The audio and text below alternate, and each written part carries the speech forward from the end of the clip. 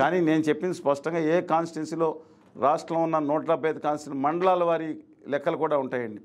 సామాజిక లెక్కలు మిగతా లెక్కలు వచ్చే ప్రభావం. కానీ జగన్మోహన్ రెడ్డి గారికి వాళ్ళ పట్టణాల్లో అంటే భారీ కొన్ని తీసేయండి. బై అండ్ లార్జ్ చెప్తున్నాను. ఒక పట్టణానికి కడప ఊరు డిఫరెంట్గా ఉండొచ్చు. విశాఖపట్నం కిందసారి 4 సీట్లు ఎవరికి వచ్చినాయి? East west north south Telugu Desam కలిసింది.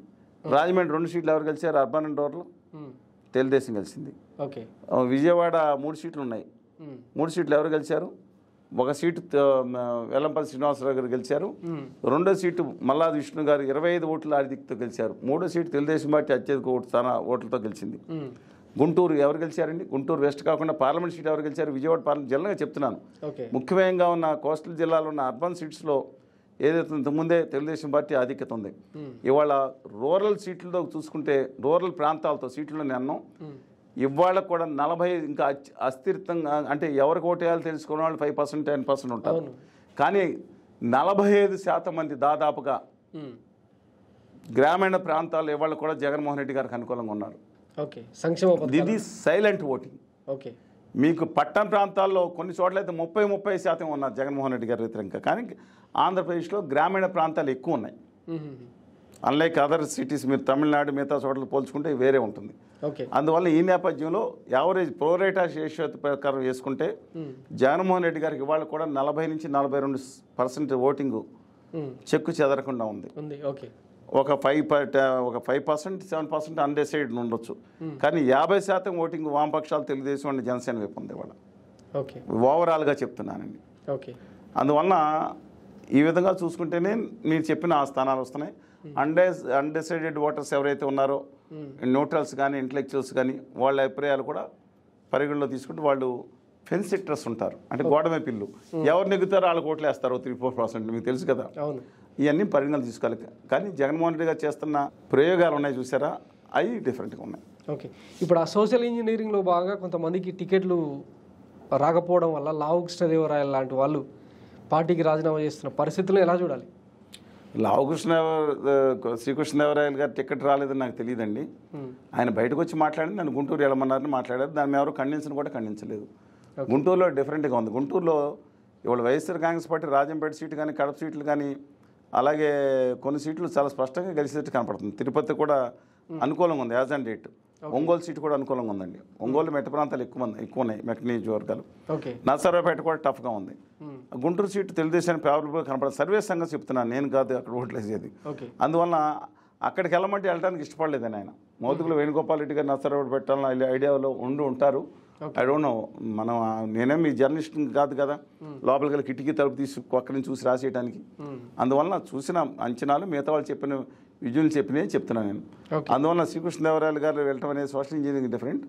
బట్ జగన్ గారు చేసే ప్రయోగాలను చూసారా, దాని మీద ప్రతిపక్షాలు ఎందుకు మాట్లాడితే నాకు అర్థం కావట్లేదు. ఇప్పుడు చంద్రబాబు నాయుడు గారు కాన్స్టిట్యున్సీ మారవచ్చు, దాని మీద మిగతా వాళ్ళకి ఊరిని మాట్లాడవచ్చు. ఒకసారి యువగళం లాంటి ఒక యాత్రకి లోకేష్ గారు కష్టపడి నడిచారు.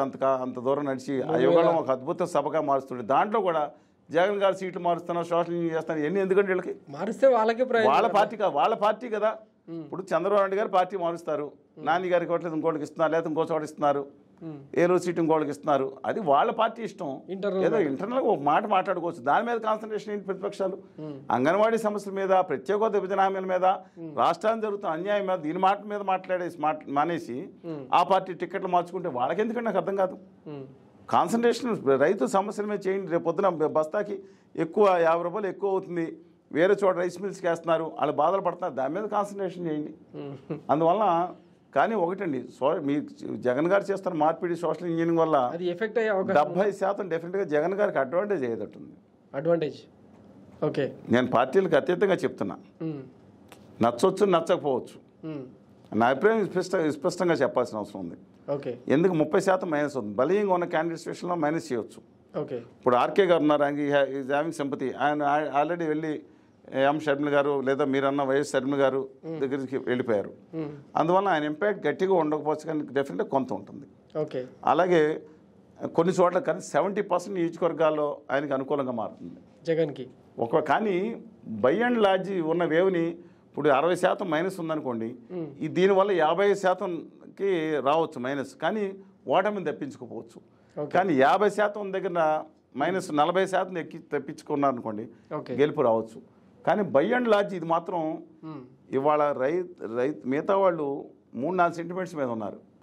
జగన్ గారు గెలవడానికి 2019లో కారణాలు ఏంటి తెలుసా మీకు? నెంబర్ 1 కారణం చెప్పండి. 10 కారణాలు ఉన్నాయి అసెస్మెంట్ చేసిన కారణాలు.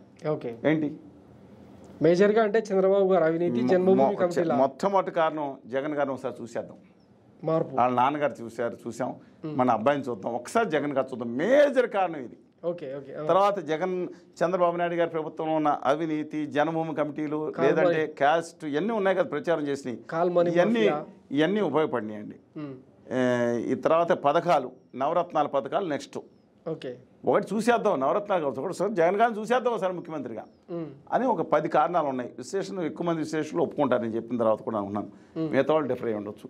ఇవాళ జగన్ గారు ఓడిపోవడానికి కారణాలు కనుక చూసుకుంటే కనుక, ఓడిపోతారని చెప్పలేని హ్యాజ్ అండ్ డేట్ చెప్తున్న తర్వాత మిగతా డిఫరెంట్ ఇష్యూ. కారణాలు చూసుకుంటే కనుక ఈ 2 నెలల్లో ఏమైనా మారచ్చు. అవునండి, స్టాటిక్గా ఉండే. అందుకని చూసుకుంటే కనుక ధరలు పెరుగుతాయి. యాక్చువల్గా ఎక్కువ వాటికి జగన్ గారికి సంబంధం లేదు.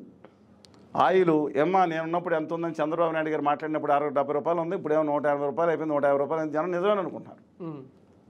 ఆయిల్ ఆంధ్రప్రదేశ్లో ఒక్క చోట లేదండి, తెలంగాణ దేశం అంటూ ఉంటుంది. అలా గ్యాస్ రేటు పెరిగిపోయింది. గ్యాస్ రేటు పెంచింది ఎవరో? మోడీ గారు. ఆయిల్ రేట్లు కార్టెల్ కింగ్ ఎవరు? ఆదాని గారు. ఆదాని విల్మార్ట్ వీళ్ళు ఏదో పెట్టారు కదా, విల్మార్ట్ ఏదో దిక్కుమాల కంపెనీలు పెట్టుకుని మొత్తం కార్టెల్ పెడుతున్నారు కదా. కానీ ఎలక్ట్రిసిటీ ఛార్జ్ కరెంట్ షాక్ కొడుతుంది. జగన్ గారు ఓడిపోవడానికి ఒక ముఖ్య కారణాల్లో ఒకటి ఎలక్ట్రిసిటీ ఛార్జ్. మోడీ గారు పాత కరెంటు బయట విదేశీ బొగ్గు కొనమని రేట్లు పెంచమని చెప్తున్నారు కదండి అన్ని మీటర్లు. అది ఆయన చేసినా సరే జగన్ గారు దాన్ని బైపాస్ చేయాల్సింది. కానీ వాళ్ళ ప్రతి ఒక్కరికి కరెంట్ షాక్ కొడుతుంది. మీరు అడగండి, గ్రామాల్లోకి వెళ్ళి అడగండి, పట్టణాలకు వెళ్ళి అడగండి. ఏం తినేదట్టు ఇస్తున్నారయ్యా, ఏం తినేదట్లేదయ్యా, రేట్లు పియ్యమైపోయినాయి వచ్చిన తర్వాత. ఇది మెయిన్ ఇంపాక్ట్ ఆయన. సోషలిజం ఇంకా మెయిన్ ఇంపాక్ట్. జగన్ గారు ఓడిపోవడానికి మొట్టమొదటి కారణం, ఓడిపోతే గనక ఓడిపోతారని చెప్పలేదు, యాసన్ రేట్ కాబట్టి ధరల పెరుగుదల, ఛార్జీలు పెరుగుదల, బస్సు ఛార్జీలు పెరుగుదల, ఇవన్నీ మొట్టమొదటి కారణం. ప్రతి మనిషి తనకి అమరావతి కారణం కాదు. అమరావతి డెఫినెట్గా దాని మీద సమస్య మీద మేము సంఘీభావం తెలియజేసాం, కన్సర్న్ ఉంది. కానీ అనంతపురం వాళ్ళు శ్రీకాకుళం వారికి ఒక పాయింటే ఉంది, కానీ మేజర్ పాయింట్ కాదండి. అలాగే చంద్రబాబు నాయుడు అరెస్ట్ కూడా నిజంగా కక్షాదింపుగానే నేను భావించాం. మిగతా చోట్ల విచారణకు మాత్రం జరపమన్నాం మేము. విచారణ ఆయన సత్యచంద్రుడు లేదా ఆయన దుర్మార్గుడే, మేము సర్టిఫికేట్ ఇవ్వదలుచుకోలేదు, మేము జర్నలిస్ట్ లాగా శిక్షలు కూడా వేసేదలుచుకోలేదు, లేదా నిరపరాధాన్ని తీర్పులు ఇచ్చేయట్లేదు. అది విచారణ సక్రమ విచారణ చేయాలని అంటున్నాం మేము దాంట్లో. కానీ ఆయన మీద చేసిన ఒక కక్షాదింపు చర్యలకు భావించాం. దాని మీద ఇంకా ఎమోషన్ అయ్యారు. అది major issue, one of the issue, major issue కాదండి. జనం ఆ పార్టీకి మేజర్ ఇష్యూ ఉండొచ్చు, కానీ కన్సర్న్ ఉంది. కానీ మేజర్ ఇష్యూ ఇక్కడ ఎవరికి నొప్పి తగిలిందో వాళ్ళు బాధపడతారు. టీడీపీ, జనసేన మీరన్న కమ్యూనిస్టు పార్టీల మధ్యలో ఇప్పటికీ పొత్తు కానీ సయోధ్య కానీ ఇంకా కుదరలేదు. 2 పార్టీల మధ్య ఆల్రెడీ ఫెవికాల్ బంధంలో కుదిరింది, చూడలేదా మీరు? కుదిరింది, కానీ సీట్ల విషయానికి వచ్చేసరికి ఇంకా ఏ పార్టీ ఏదో సెటిల్ చేసేసుకుంటారండి, లేకపోతే ఇద్దరు పోయేటట్టు ఉందని. ఫ్రెండ్లీ కంటెస్ట్ పేరుతో చంద్రబాబు గారు చేసే రాజకీయం గతంలో మనం చూసినాం కదా. అక్కడ ఏమన్నా కేసీఆర్ గారు 42 స్థానాలు 52 అని చెప్పి 42 అంటే కొన్ని ఉన్నాయి టెక్నాలజీలో. 5 పంచిపాండవులు 5, మంచం గోళ్ళ 4, ముచ్చటగా 3 గురించి ఇచ్చే టెక్నాలజీ ఆయన దగ్గర ఉంది. రాజకీయ చాణక్యుడు ఆయన.